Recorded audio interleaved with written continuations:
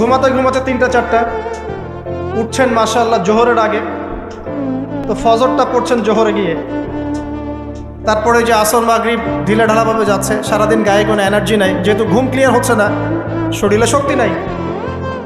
এরপরে আবার ফেসবুকিং আছে, ইউটিউবিং আছে, বন্ধুদের সাথে আড্ডা আছে, একটু সময় পাইলে স্কুল কলেজে অথবা কফি শপে অথবা চায়ের দোকানে আড্ডা মারা, আবার রাত্রেবেলা ওই যে এলাকা ভিত্তিক কিছু জায়গা থাকে আড্ডা মারার, আপনার নদীর ধারে বা রাস্তার ধারে বা ব্রিজের উপরে দেখবেন গোল হয়ে যুব সমাজ বসে বসে লুডো খেলছে।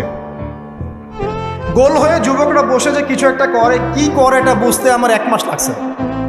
আমি অনেককে প্রশ্ন করছিলাম যে আসলে ওরা করে কি, যে গোল হয়ে যে বসে থাকে মাঝখানে একটা জিনিসের দিকে তাকায় আছে, কি করে আসলে। পরে একদিন নিজেই গিয়ে দেখলাম আসলে কি করে। ভাই কি করো? ও যে ভাই ইতস্তত বোধ করছে যে আপনি, আপনার ভিডিও আমরা ইউটিউবে শুনি, আপনি সেই ব্যক্তি না? যে হ্যাঁ আমি সেই ব্যক্তি। কি করো তোমরা? তো বলছে যে আমরা ভাই লুডো খেলছিলাম। ওখানে যে লুডো খেলে এটা আমরা বুঝতে পারি নাই। আমি অনেস্টলি বলছি যে টিকটক বলে যে কিছু একটা আছে, এটা আমি জানতাম না এতদিন। এটার নামে কোনো অ্যাপস আছে এটা আমার জানাই ছিল না, শুধু ফেসবুক এবং ইউটিউবিং জানতাম। তো দেখেন আমরা সময়গুলো প্র্যাকটিক্যালি এইভাবে নষ্ট করছি।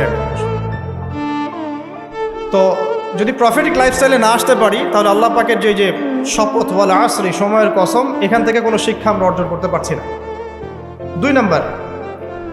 2 নম্বরে যাওয়ার আগে আল্লাহর কাছে ওয়াদা করি যে আজকে থেকে ইনশাআল্লাহ তাআলা যতদিন আল্লাহ পাক বাঁচিয়ে রাখবেন, ইনশাআল্লাহ তাআলা দেশের প্রেক্ষাপট যেমনই হোক, বিশ্বের প্রেক্ষাপট যেমনই হোক, ঠিক আছে, দেশে মহামারী নেমে আসুক, দুর্ভিক্ষ নেমে আসুক, কি হয় হোক, 24 ঘন্টার প্রফিটিক লাইফস্টাইল আমি মেনে চলবো ইনশাআল্লাহ।